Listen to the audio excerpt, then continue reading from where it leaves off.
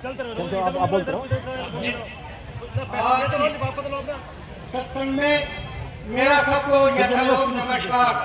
देखिए, जब जब धर्म की नष्ट होता है, जब धर्म का नष्ट होता है, तो उसमें भगवान रूपी भक्त कोई या कोई अन्य आदमी जन्म लेता है। उसी प्रकार हमारे गुरु जी ने जब जब धर्म का नाश हुआ तो इन्होंने बोलिया, क्यों धर्म का कैसे?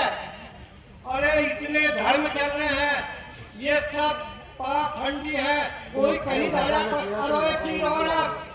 ये रामपाल सिंह जो है ना, ये हिंदू नहीं मुस्लिम है। इसने अपना नाम बदलकर रामपाल रखा है और ये हिंदुस्तान को बढ़ा रहा है। और अभी उसके अब जो पुरुष मुनि हैं वो गुरुगद्दी के बाईं ओर से आएंगे और अपना पीछे होते हुए और अपना सम्मान प्राप्त करेंगे और आ जाओ सब। निकल जाएंगे। जबकि वो जेल में है, मगर उसके अनुयायी क्या काम कर रहे हैं? मेरी माता बहन सभी कुछ बोल लो, 4-5 लड़की हैं और उनके साथ में आदमी भी हैं।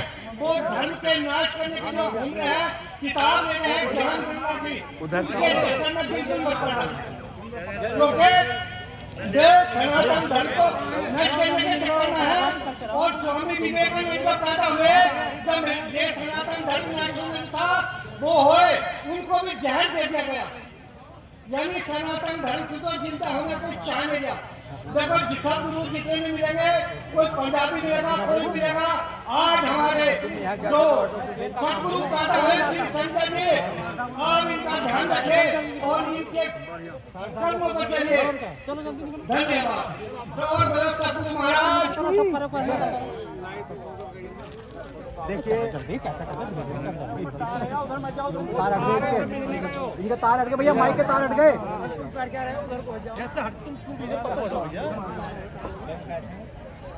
माइक के तार हट गए भैया।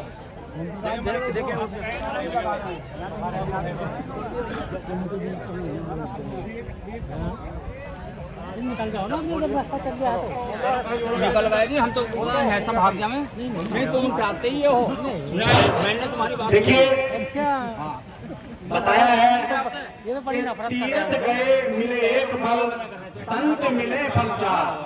यानी हम तीर्थ करने के लिए जाते हैं तो उसका एक फल मिलता है, और हम संत से मिल जाते हैं तो उसके 4 फल मिलते हैं। तीर्थ गए मिले एक फल, संत मिले फल चार, और सतगुरु मिले अनंत फल, कहते कबीर विचार। यदि हमें सच्चे गुरु मिल जाए, सच्चे सतगुरु मिल जाए, तो उसका जो है अनंत फल मिलता है। अब जो है आरती होगी, सभी वक्त अपने अपने स्थान पर खड़े जाएंगे। और जो भैया ये पंडाल से बाहर खड़े हैं, ये पंडाल के अंदर जाएंगे, क्योंकि बताया है कि ये कोई पंडाल जो है, ये रामलीला का या कोई मनोरंजन का पंडाल नहीं है, ये सत्संग का पंडाल है। जब तक यहाँ सत्संग चलेगा उस समय तक सभी दैवीय शक्ति सूक्ष्म रूप में यहाँ विद्यमान होंगी, तो सभी पंडाल के अंदर जाएंगे। सभी लोग, सभी भक्तियां व्यवस्था बना के आरती के लिए खड़े होंगे। और आरती में कोई भी प्रकार की आरती करते हो, किसी भी प्रकार की जो मध्यस्थ हैं, जो आयोजक हैं, वो ही आरती करेंगे। बाकी किसी प्रकार की कोई झंझट नहीं होनी चाहिए। व्यवस्था बना के रखें। और जो गुरु जी की वाणी के बाद में दुआ होगी, उसमें भी व्यवस्था बनाएंगे। धक्का मुक्की नहीं करेंगे और ना ही कोई किसी प्रकार का नियम के अनुसार सब कार्य होगा। बोलिए साथियों दरबार जय, श्री आनंद कंद भगवान की जय, मानव सेवा जय श्री सतगुरु देवा स्वामी जय श्री सतगुरु देवा, भक्त जनों के संकट, भक्त जनों के संकट फल में हर देवा, जय श्री सतगुरु देवा। गुरु जी की शरण में आके सब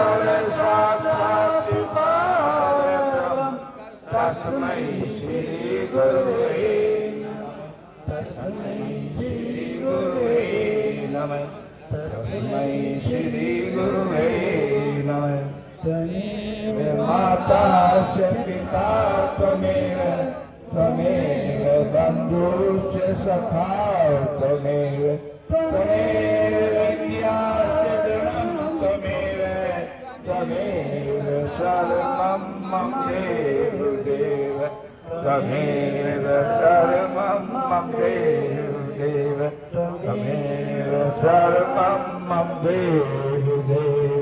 बोलिए श्री सतगुरुदेव महाराज की जय, दरबार की जय, कंद भगवान की जय, सेवाश्रम भोग पल्लव कुमारा प्रार्थनी सत्संग की जय। जय जय श्री सतगुरु, जय जय श्री सतगुरु, जय दरबार। सभी भक्तगण अपने स्थान में बैठ जाएंगे और 2 मिनट का सतगुरु महाराज का ध्यान करेंगे। बोलिए चाचा दरबार। सभी अपने स्थान पर जगह लेकर के बैठेंगे और 2 मिनट का गुरु जी का ध्यान करेंगे। सभी बैठ जाएं। बोलिए श्री सद्गुरुदेव महाराज की जय। 2 मिनट का ध्यान करेंगे।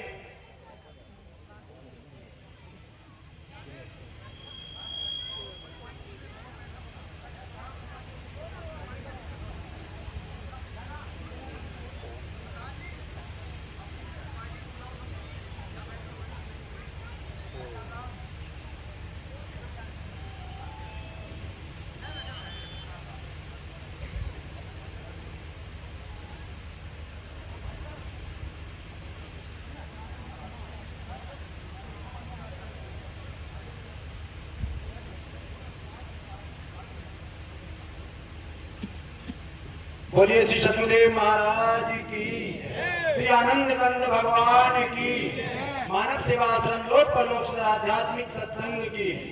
देखिए ये 1001 गुरुजी अपनी नेक कमाई से, जो श्रीमान बहादुर सिंह इंस्पेक्टर साहब हैं जिन्होंने आयोजन किया, जिन्होंने कार्यक्रम किया है, उनके लिए गुरुजी भेंट करते हैं।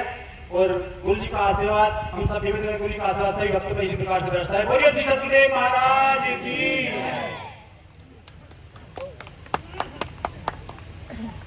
अब सभी जो है शांत होकर के बैठेंगे। भैया पंडाल के अंदर आ जाओ, गुरु जी की वाणी होगी, सभी शांत होकर के गुरु जी की वाणी सुनेंगे। पंडाल में उपस्थित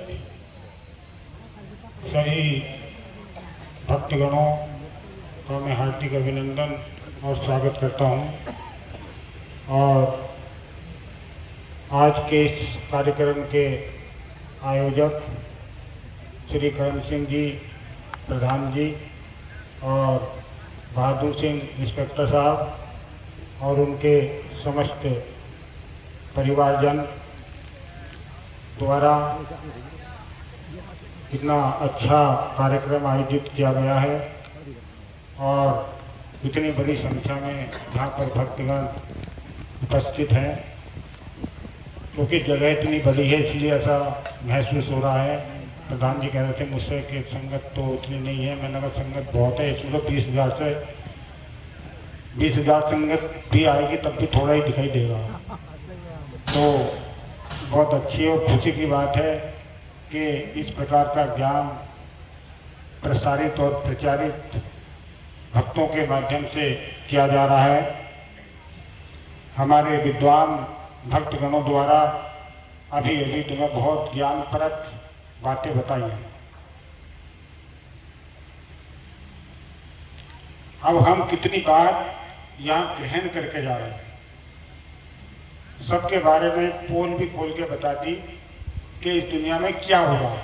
गुरुओं के नाम पे, धर्म के नाम पे, धर्म स्थलों के नाम पे और धर्म प्रचार के नाम पे क्या क्या चल रहा, बहुत विस्तार से बताया गया है। मैं ध्यान से सुन रहा था सब बात।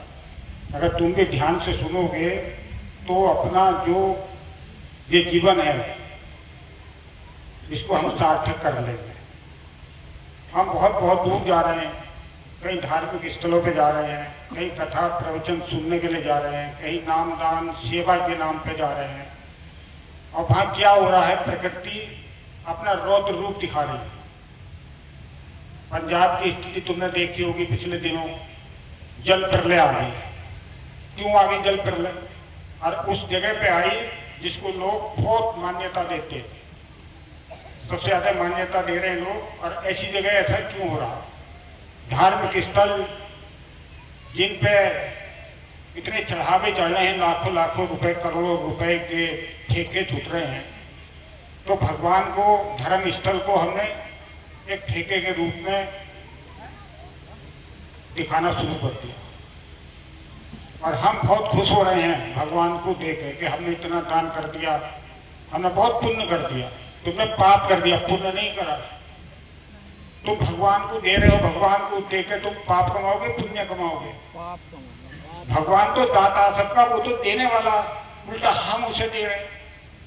यदि कोई गुप्त दान दे रहा, कोई बिना गुप्त दान दे रहा, ये बहुत पुण्य मिलेगा। और ये कहाँ से आई ये पुण्य वाली बात? ये दान बहुत पुण्य कारक होता। हम भी जब छोटे बच्चे थे हम भी बहुत सुनते थे कि दान पुण्य का काम करो, दान पुण्य। ये शब्द तो सबने सुना होगा, दान पुण्य, कि दान दोगे पुण्य मिलेगा। उन्हें ये नहीं पता कि दान होता क्या है, दान किसको देना चाहिए, सुपात्र को देना चाहिए या कुपात्र को देना चाहिए।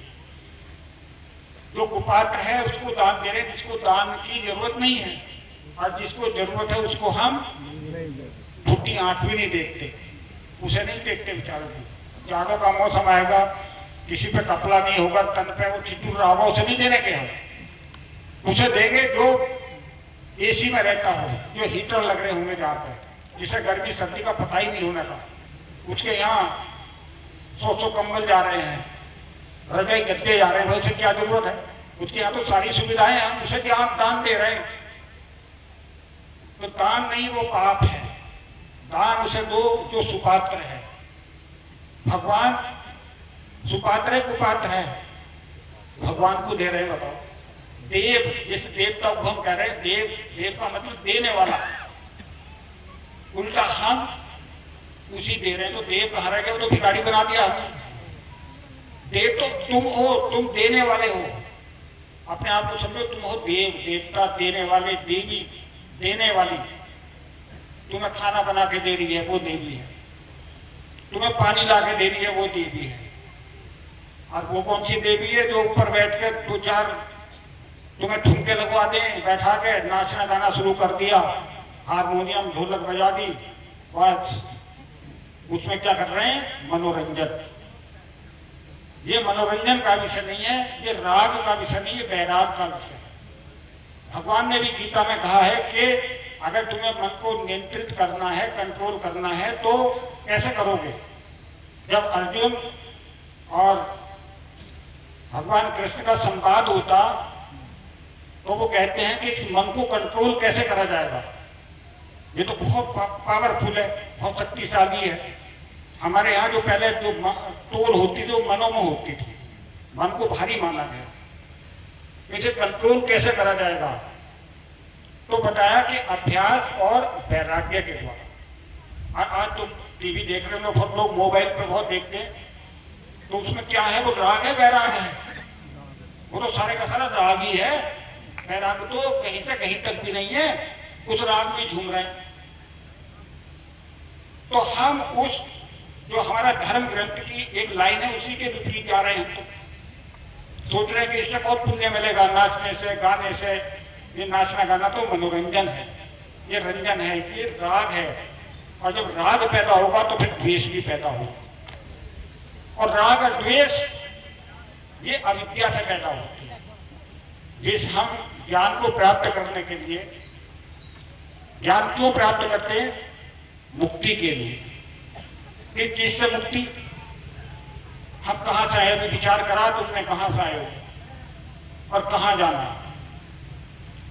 2 मिनट के लिए अपना सांस बंद करके देखो, पता लगेगा कहां से आए थे। कितना अच्छा लगेगा जब दम घुटेगा, पता लगेगा कि जन्म क्या है, मृत्यु क्या है।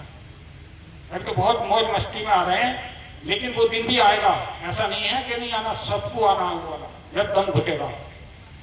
तो दम घुटने से पहले ही अगर हम अपने आप को समझ गए, अपना आत्मबोध कर लिया, तो अपना जीवन सफल हो। तो जब हम अभ्यास किस चीज का कर रहे हैं? अभ्यास अगर हम सत्संग का कर रहे हैं, अपने घर पे भी अगर साप्ताहिक सत्संग कर रहे हैं या सत्संग में आ रहे जा रहे हैं, तो वो भी एक अभ्यास है। हम बार बार की चीज को अगर रटन विद्या करते हैं उसकी, या उस स्थान पे जाते हैं, तो हमारा अभ्यास बनता है। अभ्यास से हमारा चित्त स्थिर होता है।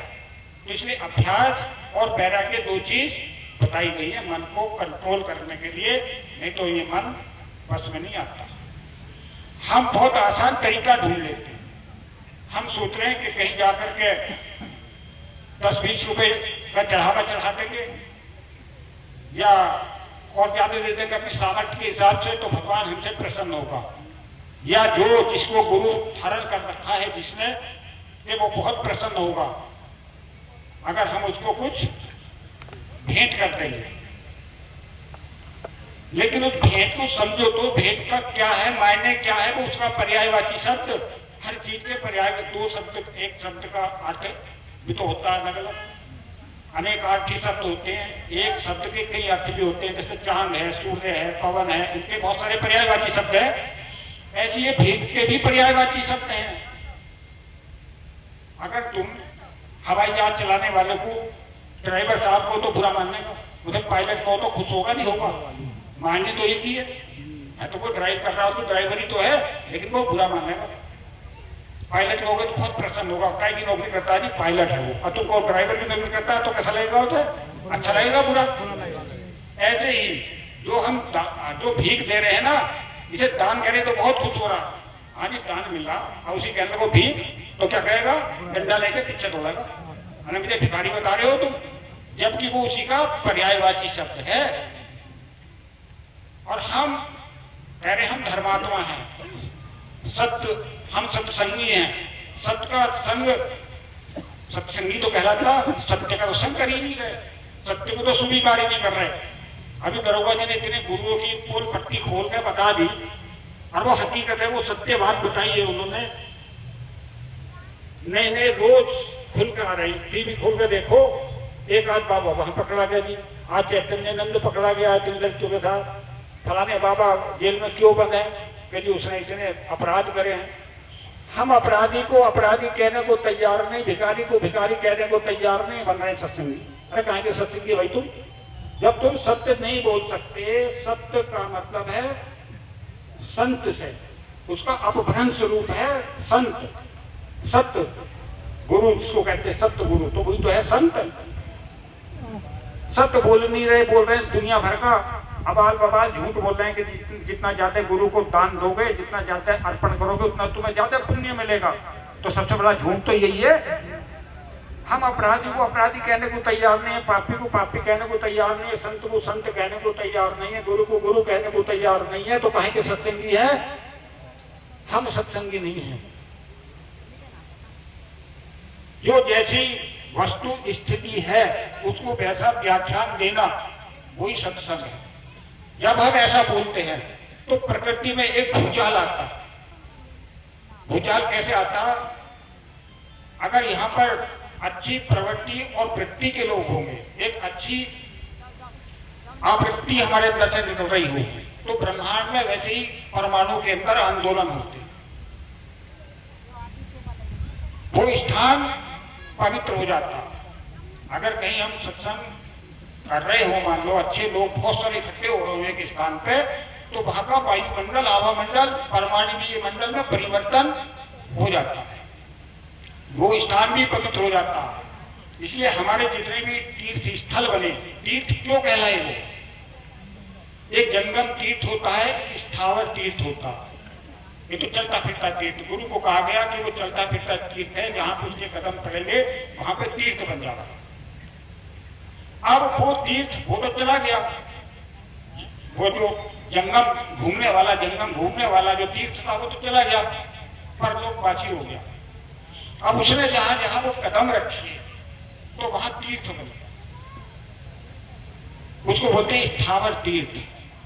हम हरिद्वार तीर्थ करने जा रहे हैं, ऋषिकेश तीर्थ करने जा रहे हैं, 4 धाम की यात्रा करने जा रहे हैं, गंगा सागर जा रहे हैं, वो तीर्थ हो गया। अब हो गया स्थायी। जंगम का मतलब था वो जिसने वहां पर वो परमाणुओं का मंडल परिवर्तन कर दिया था, वो तो स्वर्गवासी हो गया। तो उसके कुछ परमाणु तो अभी शेष होंगे, लेकिन धीरे धीरे धीरे धीरे धीरे वो वहां से खत्म हो गए। जैसे पहले लोग हवन यज्ञ करते थे, खुद करते थे। अपनी मान्यता ये है कि अगर हवन करोगे, घर में प्रवेश करोगे, तो भाई हवन कराओगे तो शुद्धिकरण होगा, यही मान्यता है हमारी। लेकिन ये पता होना चाहिए कि हवन क्यों होता था, प्राचीन काल में क्यों होता था, और आज के काल में क्यों वो चीज घटती चली जा रही है। अब तो खाली उसका नमूना मात्र रह गया, एक डेमो रह गया, उसका एक प्रदर्शन मात्र रह गया कि हाँ भाई पहले कर रहे थे तो अब भी चलो उसकी परंपरा को हम निभा रहे हैं। लेकिन अब विज्ञान का युग है, हर चीज का परीक्षण तो होता नहीं होता। अब से 50 साल पहले अरहर बोई जाती थी, अभी बोया नहीं। बोया में पता होगा, किसान होंगे तो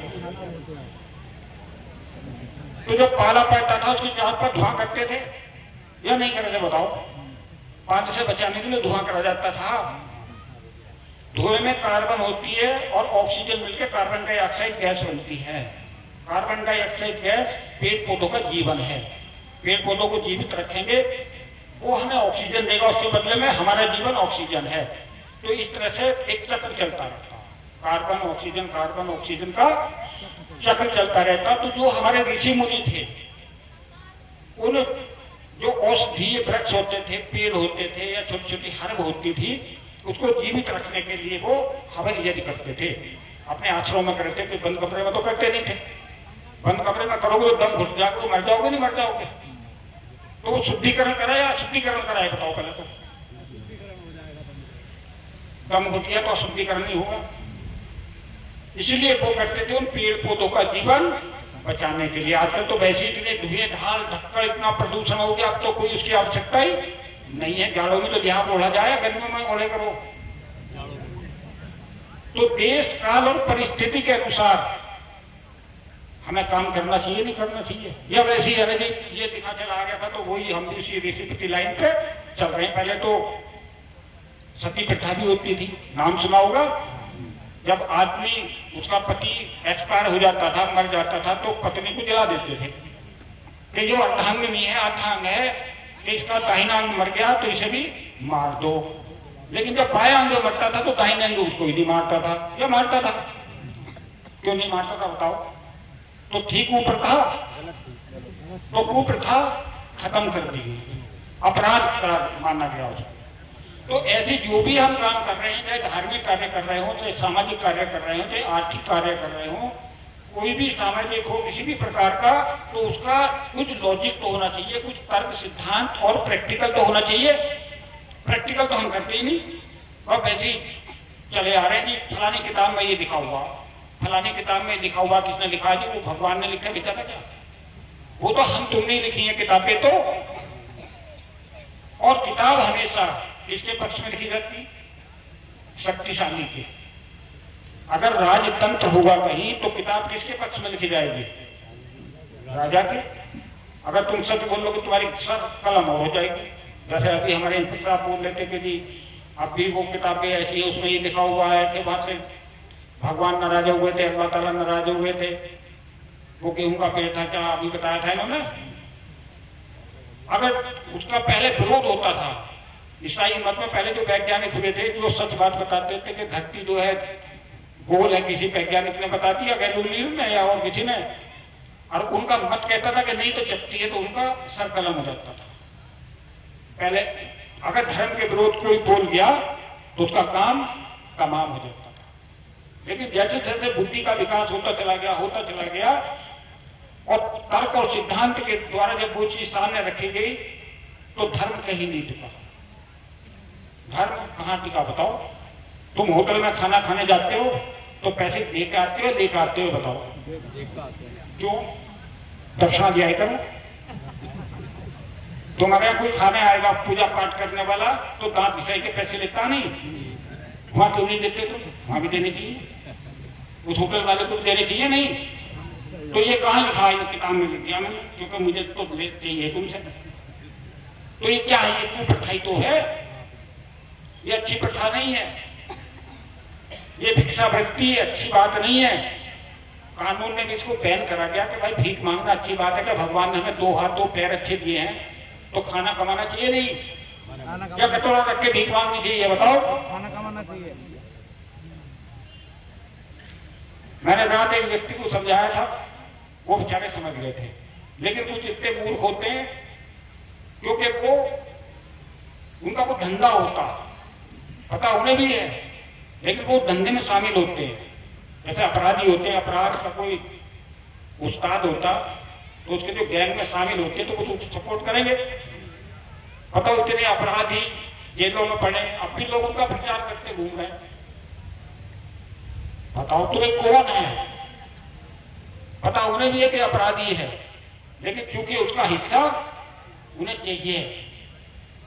पूरा इतिहास इस बात का गवाह है कि जिनको हम महान सम्राट बता रहे हैं, जो देश को लूटना सोचना आए थे, पूरा इतिहास अगर पढ़ के देखो, वो लुटेरों को हम कितना महिमा मंडित करते हैं। क्या काम था उनका? लूटना, खचोटना, मंदिरों को तोड़ना, मंदिरों को लूटना, क्योंकि मंदिरों में सबसे ज्यादा हमारे देश में मुद्रा इकट्ठी होती थी, क्योंकि हमारी पहले से ही हमारे दिमाग में डाल दिया कि भगवान को जितना ज्यादा तुम अर्पित करोगे, भगवान उतना ही तुमसे प्रसन्न होगा। तो मंदिरों में सबसे ज्यादा चढ़ावा क्यों चढ़ता? इसलिए तो चढ़ता भगवान को प्रसन्न करने के लिए। तो भगवान तुमसे प्रसन्न होगा या नाराज होगा? भाई जो दाता है, उस दाता को हम दे रहे हो तो उसे कैसा लगेगा? बिल्कुल बुरा लगेगा उसे। तो आज धर्म स्थलों पे, तीर्थ स्थलों पे आज क्या हो रहा? हम जा तो इसलिए रहे हैं कि हमें कुछ लाभ मिलेगा, और जब वापस लौटते हैं या मार्ग में जाते हैं तो राम नाम सत्य हो जा रहा। तो वो जो मैंने शुरू में बात शुरू करी थी, प्रारंभ करी थी कि वो तीर्थ जो है, जंगम तीर्थ और स्थावर तीर्थ, तो वो जो स्थावर तीर्थ है अब वो तीर्थ नहीं रहेगा, क्योंकि वहां भ्रष्टाचारी ने उस पर अड्डा जमा दिया। भ्रष्टाचारी तो बैठे हैं वहां। तुम वहां चढ़ावा मत चढ़ाना, अगर तुम्हें वो प्रसाद भी मिल जाता, मिल जाएगा? बिल्कुल नहीं मिलने का। बताओ, भगवान के मंदिर में वीआईपी गेट, भाई भगवान के यहाँ वीआईपी कौन है? भगवान के यहाँ वीआईपी भक्त होता, लेकिन भक्त की वहां कोई वक़्त नहीं है। क्या है बताओ? वहां भी वे बन के जाएंगे तो वीआईपी गेट अलग होगा, वो वहां दर्शन करता होगा भगवान के। जो बेचारा 10 घंटे से लाइन में लग रहा वो मूर्ख है। मंदिरों में अब तो रिश्वत चल रही है दर्शन कराने की भी।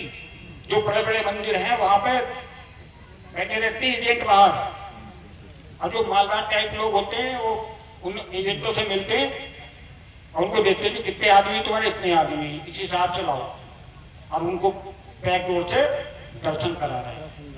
भगवान के यहाँ भी एक काम चल रहा, दर्शनों के लिए भी रिश्वत देनी पड़ रही है।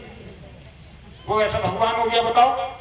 और जो बेचारा भक्त है असली वाला, वो जो लाइन सबसे पिछली लाइन में खड़ा हुआ, भगवान उसी को दर्शन देता, उन्हें नहीं देता जो वीआईपी बनकर जाते हैं, क्योंकि उसके अंदर अभी वो मैं है, वो अहंकार, वो अविद्या है। अहंकारी तो है, जब अहंकार गिरेगा वही भक्त होगा, उसी से परमात्मा प्रेम करता है। तो इसलिए कहा कि जिसका मन निर्मल हो गया, और निर्मल उसी का होगा जो अहंकार रहित होगा। अहंकार सबसे बड़ी अविद्या है।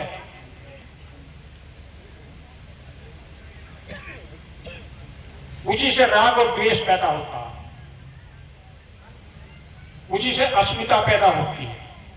हर चीज उसी से पैदा हो रही है, अहम से पैदा हो रही है। जितने, इसलिए हमारे जितने भी महापुरुष आए, जितने भी संत आए, सबसे पहले उन्होंने उस चीज का त्याग कर दिया। जब आदमी पे बहुत ज्यादा माया इकट्ठी हो जाती तो बहुत कम ऐसे होंगे कि जो धर्म के मार्ग पे वास्तव में अंतःकरण से चलते होंगे। तो दिखावा करते हैं बहुत सारे लोग, लेकिन वो दिखावा नहीं, मतलब अपने अंदर से उनका अंदर अंतर बोलता, जैसे हमारे साधन का अंतर बोलता, अंदर से बिल्कुल एकदम द्रवित हो जाते। तो द्रवित होने का मतलब क्या है? वहां पर अकड़ खत्म हो गई। द्रव में अकड़ होती क्या? द्रव क्या हो? पानी। पानी में अकड़ देखी तुमने? तो वो द्रवित हो जाता। अरे द्रवित होता, उसी से पता लगता कि उसका अहम तिरोहित हो गया। अब वो परमात्मा जो सर्वशक्तिशाली है, वो हमें कुछ ना कुछ जरूर देता। हमारा जो अंतर मन को शांति देगा, या अन्य कोई विकार या होगा उसको दूर करेगा। आज जो भगवान के बहुत प्रिय हैं, जो भगवान का रास्ता बता रहे हैं, एक मुझसे बोला कि जी हमें तो उसने भगवान का रास्ता बताया, इसलिए हम उसे नहीं छोड़ना चाहिए। मैंने कहा अच्छा, भगवान का मतलब कहीं पेड़ पे बैठा हुआ तो रास्ता बताया उसने? भाई रास्ता तभी तो बताया जाएगा जब हम इस गांव में यहाँ रुक रहे हैं, तो रास्ता आया होगा इस गांव के लिए। हवा का कौन सा रास्ता? हवा कहाँ बैठी बताओ मुझे? सर्वत्र व्याप्त है हवा। परमात्मा को कहते हैं वो सर्वत्र व्याप्त है, तो फिर रास्ता कहाँ आ गया उसका? ऐसे मूर्खतापूर्ण लोग बात करते हैं कि हमें उसने रास्ता बताया, उसे खुद ही रास्ता नहीं पता, तुम्हें कहां से रास्ता बता देगा? जो ऐसी बात कर रहा हो, वो खुद ही अस्पताल की जेल में भर्ती। जेल भी 2 प्रकार की होती है आजकल, एक तो सरकार बना देती, एक अस्पताल बना देता, वो भी जेल ही है। उस जेल में तो जो सरकार वाली है उसमें कमरे के पैसे नहीं जाते, खाने के पैसे नहीं जाते। इस वाली जेल में खाने के पैसे जाते हैं और कमरे के भी जाते हैं, जाते नहीं जाते। तो इस जेल में भर्तियां दे जाते, तो उन्हें बता रहे हैं महापुरुष, ये है कलयुग के अवतार। बताओ कौन सी दोनों जेलों में पड़े हैं, एक कुछ हो, दोनों में कभी ये सोच रहे हो तुम, वो भी जेल और वो भी जेल है। हम उनकी उपासना, उनकी पूजा, उनके बताए गए रास्ते पे चल रहे हैं। तो उनके रास्ते कौन से हैं? जेल में जाने वाले। तो हमारे रास्ते कौन से होंगे? हमारे भी जेल में जाने वाले होंगे। समझो, बहुत मतलब विचारणीय प्रश्न है, चिंतन और मनन करने की बात है, क्योंकि जीवन बहुत अनमोल है। ये जीवन का कोई भरोसा थोड़ी है। अब ये जीवन हमें मिल जाएगा, वाला पता नहीं कौन सा मिलेगा, नहीं मिलने का। तुम्हें ऐसा सौभाग्य मिलेगा नहीं मिलने का, पूजा पाठ करने का, ध्यान सुमिरन करने का, क्योंकि और किसी योनि में नहीं कर सकते कुछ भी। वहां कोई पूजा पाठ नहीं कर सकते। वो भैंस बंध रही, बेचारी बंधी रहेगी खुद तक, चाहे गर्मी हो रही हो चाहे सर्दी हो रही हो, जहां काम करोगे वहीं तो बंधी रहेगी। वो चाहे अंदर से कितनी परेशान हो रही हो, तो वही जानता है जिसके पेट में दर्द होता। तो वो तो किसी कह भी नहीं सकता, बेजबान प्राणी। हम तो कह नहीं सकते। तो इतना अच्छा परमात्मा ने हमें सौभाग्य दिया है कि हम अपने आप को जान लें, अपने आप को पहचान लें। अपने आप को नहीं जान रहे, ना पहचान रहे, और जा रहे धर्म के लिए। धर्म की ABCD भी नहीं जानते, कर्म को भी नहीं जानते, कौन सा कर्म करना चाहिए, कौन सा कर्म नहीं करना चाहिए। केवल भ्रम पैदा करके हमको ले जाया जाता, किसी ले जाया जाता उस माया में उलझाने के लिए। जैसे मकड़ी का जाला होता है, उसके अंदर से जाला निकलता रहता है, उसी में वो फंसता रहता है। इसी प्रकार से ये माया है। इसलिए हमारे यहाँ सनातन धर्म में 4 आश्रम बताए हैं, ब्रह्मचर्य, दूसरा गृहस्थ, वानप्रस्थ और संन्यास। कितना सुव्यवस्थित सामाजिक व्यवस्था, मानवीय व्यवस्था बनाई। आज कुछ लोग हमारी व्यवस्था को छिन्न भिन्न कर रहे हैं। वो कह रहे हैं जी धर्म परम कुछ नहीं होता, कि हम ही है जो कुछ है। हमें मान लो, हमारे खेत में चारा काट के लाओ, गेहूं कहा का हो, रसीद काट के लाओ, तुम्हारा कल्याण होगा। तुम्हारा कल्याण होगा, उसका तो हो गया, तुम्हारा कैसे हो जाएगा? उसका तो हो गया वास्तव में, क्योंकि तुम्हारी मुद्रा उधर चलेगी तो तुम्हारा घटाया बढ़ा। हमारे देश की मुद्रा विदेशों में जा रही है, घट रही बढ़ रही देश की मुद्रा। आर्थिक रूप से हम तो कमजोर कर रहे हैं, ये तो समझो। विदेशों की नागरिकता, देश की मुद्रा वहां जा रही है। अपने देश की बचा लो। और जब देश ही नहीं होने का तो तुम क्या करोगे? पहले गुलाम रहे इतने दिनों तक, अंग्रेजों के गुलाम रहे, मुस्लिमों के गुलाम रहे। अब भी ये चाल है जो अप्रत्यक्ष चाल है। ये तो डायरेक्ट मार करी जाती है, एक इनडायरेक्ट। कहते हैं ना कि जो पीछे से छुरा मारता वो ज्यादा खतरनाक हो, जो सामने से मारेगा तो थोड़ा बचाव तो कर लोगे, पिछले वाला का क्या पता क्या कर रहा हो, वो तो कर ही देगा काम तमाम। ऐसे ही आजकल ये धर्म की अफीम खिलाई जाती लोगों को, उसी नशे में घूमते रहते हैं। ये भी एक अफीम है, धर्म भी। हम नहीं समझ रहे उस बात को। हमारा जो सनातन है, जो इतना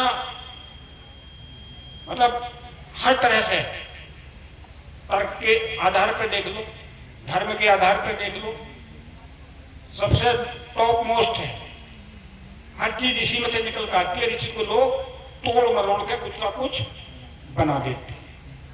जैसे दूध होता है, दूध में से बहुत कुछ चीज बन जाती, ऐसे ही इसमें से लोगों ने निकाला और अपना ठप्पा लगा दिया उसमें, और उसकी गलत व्याख्या कर दी। हमारी जो परंपराएं हैं, जो देवी देवता हैं, तीज त्योहार हैं, या अवतारवाद है, इन सबको खत्म करो। जब तुम्हारी जो व्यवस्थाएं हैं वो खत्म होंगी तो तुम खत्म हो जाओ। आज कोई मीठा जहर दिया जाता है कि लो तुम इसका सुमिरन चिंतन करते रहो, बाकी कोई चीज नहीं है, तुम्हारा कल्याण होगा। तुम्हारी जो परंपराएं हैं, व्यवस्थाएं, इनको हटा दो, ये कुछ नहीं है, जो मैं कह रहा हूं वही सत्य है, हम उसी मानते चले जा रहे हैं। तो अपनी परंपराएं, अपनी व्यवस्थाएं, अपनी जो सनातन है उस पर इंसान को बिल्कुल मजबूती से पकड़ के रहना चाहिए, क्योंकि लकड़ी में घुन बहुत लग जाती है, लकड़ी को खत्म कर देती है। तो ऐसी सनातन के अंदर ऐसी घुन लगती चली जा रही है कि लोगों ने ऐसे ऐसे महिमा मंडल बना लिए, ऐसे मंडल बना लिए, ऐसे धर्म के ठेकेदार बन गए। ठप्पा तो लगा दिया धर्म का, लेकिन उसके अंदर कुछ और ही भरा हुआ। जब अंदर उसे पढ़ोगे तो तुम्हारे दिमाग में कुछ और ही चलना शुरू हो जाता। इतनी दूर दूर के 7 समुंदर पार के लोग यहाँ आके जो सबसे ज्यादा ज्ञान का गुरु माना गया, जो हमारा देश, जो सनातन, उन सनातनियों को भ्रमित कर रहे हैं। और हम थोड़े से लालच में आ जाते हैं, क्योंकि दुनिया में ऐसा कोई प्राणी नहीं जिसको परेशानी नहीं होने, सबको परेशानी है। वो उसकी दुखती रग को पकड़ेंगे और बस वो उसी के पीछे चल देगा। अरे मुझे ये परेशानी है, मुझे वो परेशानी है। दुनिया में कोई ऐसा आदमी हो मुझे बता दो जो परेशान नहीं है। हमारे भगवान को जब उसने दुर्योधन ने कहा था कि ग्वाले को बांध लो, पकड़ लो, तो अपना चमत्कार दिखा दिया था, हैं?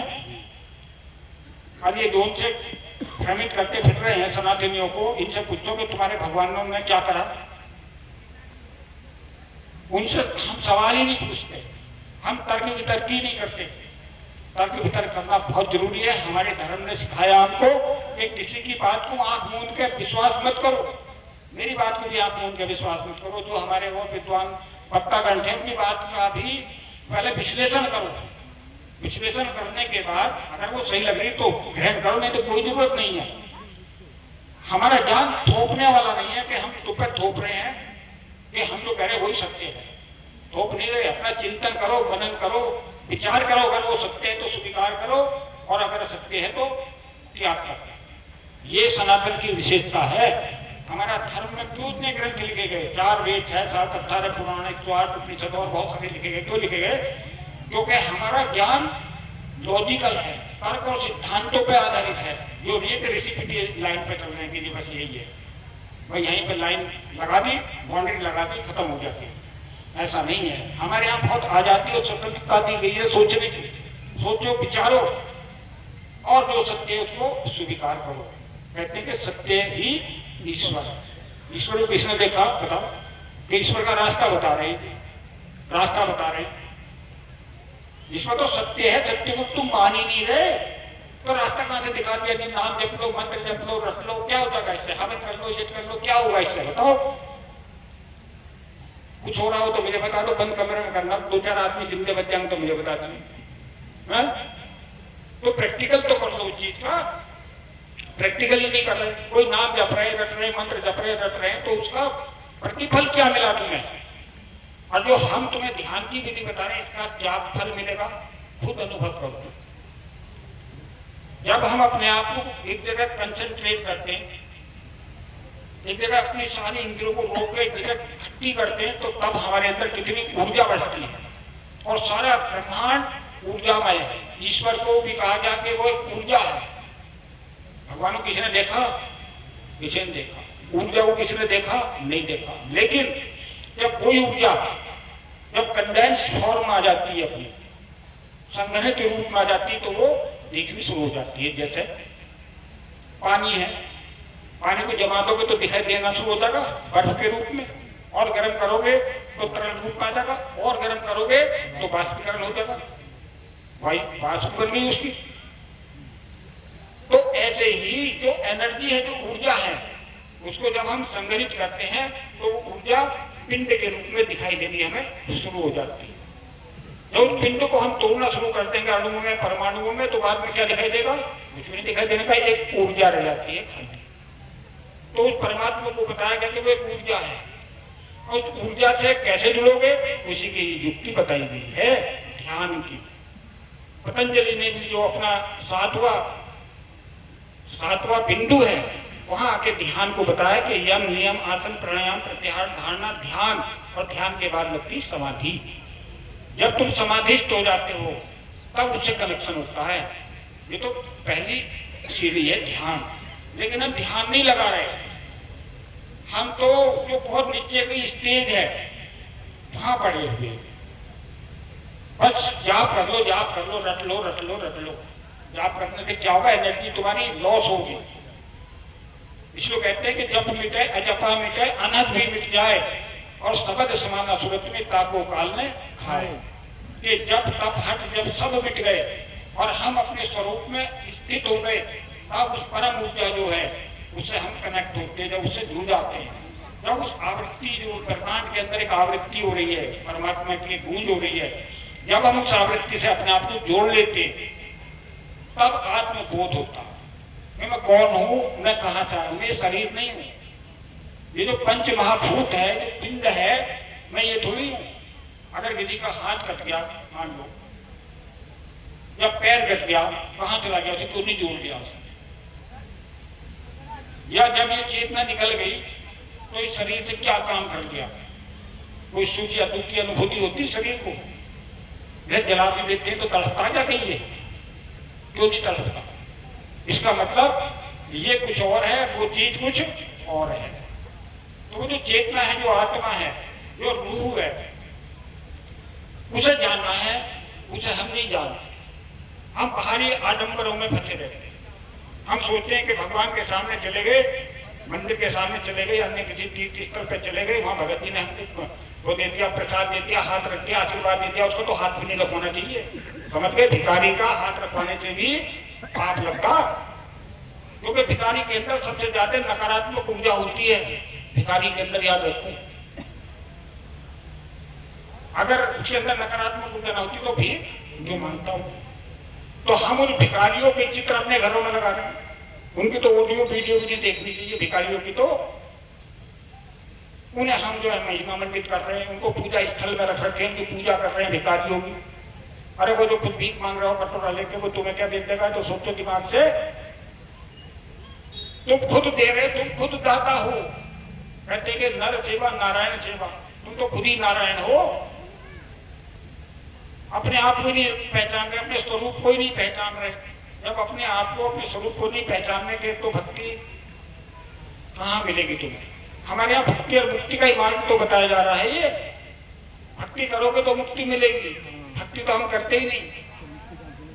हम तो बस एक दूसरे के बहकावे छिकावे में घूमते रहते हैं। अब फसल आवेगी, फसलाना जमा कर दो जी, गन्ना जावेगा तो अब जा दो, रसीद काटनी शुरू कर दो जी, पैसे आ लिए होंगे अब जा कर। ऐसी तो चलता, ये चल रही है भक्ति। और हम भी बहुत खुश हो जाते हैं 10-20 रुपए देकर, 2-4 किलो अनाज देकर। हम भी सोचते हैं कि हाँ जी हो गया काम, बहुत बढ़िया, भगवान के नाम पे निकाल दिया, तुम्हारा कल्याण हो गया। तुम्हारा कोई कल्याण नहीं होने का, क्योंकि वो उससे फिर हथियार खरीदेगा, बम खरीदेगा, गोला खरीदेगा, फिर तुम्हारे ऊपर चलावेगा, तो उसका पाप तो तुम ही लगेगा। क्योंकि अगर ना तो तुम उसको भीख देते, ना उसमें इतनी अथाह संपत्ति आती, ना उसका वो दुरुपयोग करता। इसलिए कहते हैं कि आहार शुद्धो सत्व शुद्धि, सत्व शुद्धो ध्रुवा स्मृति, स्मृति स्तंभे सर्व ग्रंथि नाम विप्र मोक्ष है। कि विप्र जो है, जो प्राणी है, उसकी मुक्ति कैसे होती है? कि हम कैसा आहार ले रहे हैं। तो वो कैसा आहार ले गया? वो भिखारी नहीं। जब वही मुक्त नहीं होने का, तो तुम्हारी मुक्ति कहां से करा देगा वो? उसका तो आहार बहुत दूषित हो गया। उसने अपनी मेहनत हक हलाल की कमाई का नहीं खाया, भीख मंगे बन गए तो खाया। यहाँ बैठ के कथा कर रहे हैं, लाओ यहाँ कुछ चढ़ाते रहो, यहाँ कुछ देखते रहो। तो भगवान के नाम का व्यापार करना अच्छी बात है, बुरी बात है? भगवान भी नाराज होता होगा, लोग मुझे तो इन्होंने व्यापार कर दिया मेरे नाम का, फेंकते उठ रहे हैं। बताओ, एक झाकू बनाकर रख दिया, एक भाकू सबके ठीके उठ रहे हैं।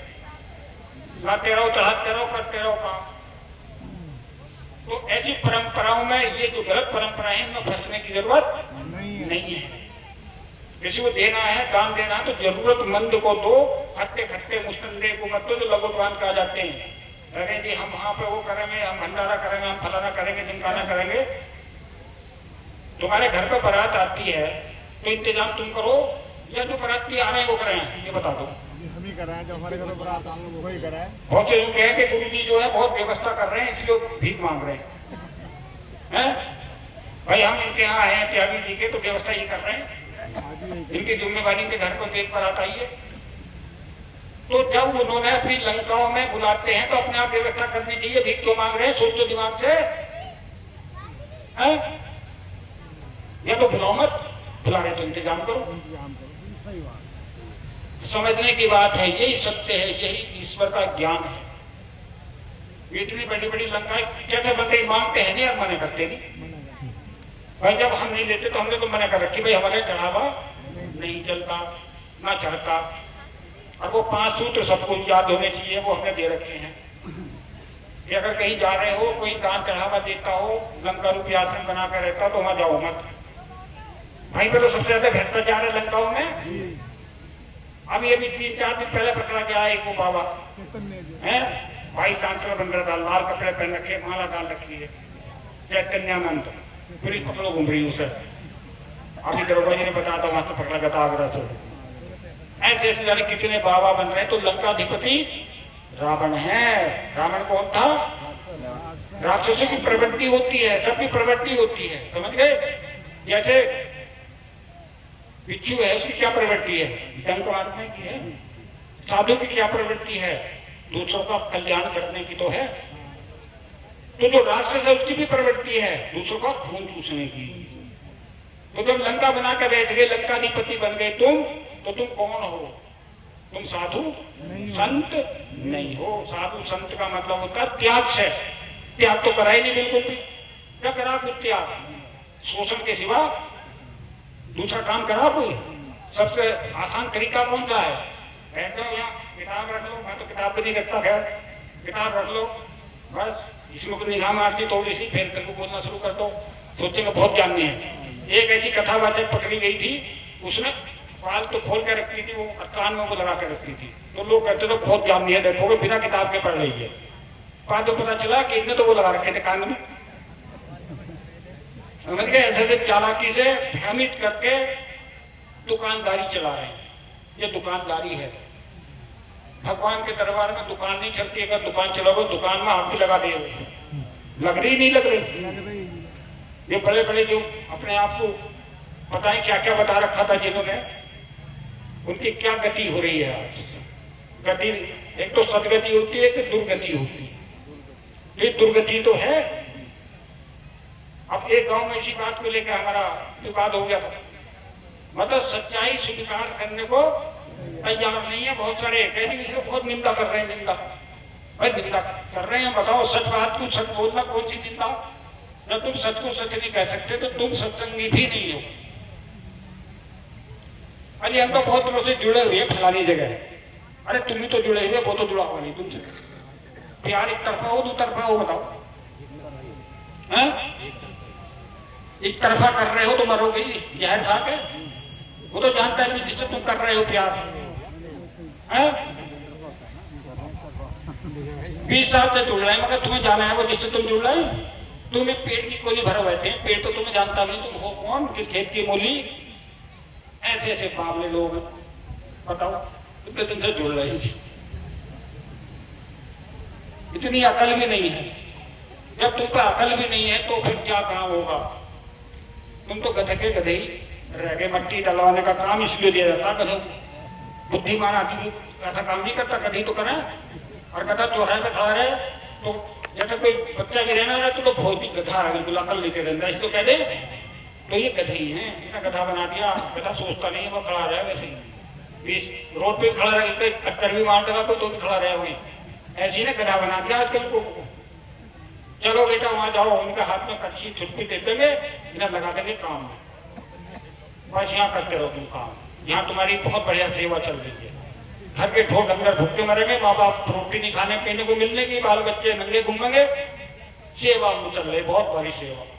आजकल लोगों ने नाम भी बदल दिए। देखो ऐसे ऐसे नाम कर दिए भ्रमित करने वाले। कोड वर्ड जिसको बोलते कोड वर्ड, ताकि आम आदमी समझ ही ना पावे इसका मतलब क्या। नमस्कारी का क्या मतलब है पता तुम्हें? हम तो ऐसे मानते होंगे, हाथ जोड़ते होंगे, लेकिन उसका मतलब भी कुछ और ही है। और भी बहुत सारी चीजें हैं ऐसी जो हमें भ्रम जाल में डालते। सेवा करो, सेवा करो। सेवा का क्या मतलब वो जी बताइए? भाई बीमार की सेवा तो आपने भी सुनी है, भाई बीमार आदमी की सेवा करनी चाहिए, वृद्ध जनों की सेवा करनी चाहिए, जो अबोध बच्चा है उसकी सेवा करनी चाहिए। ये हमको उनकी सेवा दी, चलो मिट्टी डालो, ये सेवा हो रही है, हैं? और अपने घर के पास अगर गड्ढा होगा तो और गड्ढा गहरा कर देंगे ताकि दूसरी गाड़ी निकलना पावे यहाँ पे, वो सेवा हो रही है। सेवा के मायने भी लोगों ने बदल दिए, भीख के मायने भी बदल दिए, नाम ही तो बदल रखा है, तो वो भी भीखी, तो इन्हें भिखारी क्यों नहीं कह रहे? तो भिखारियों को ही बता दो, भिखारी को भिखारी कहना चाहिए, दाता को दाता कहना चाहिए? नहीं, तुम दाता हो, हैं? दाता भिखारी के आगे नतमस्तक हो रहा, कितनी अज्ञानता है, अज्ञानता है नहीं।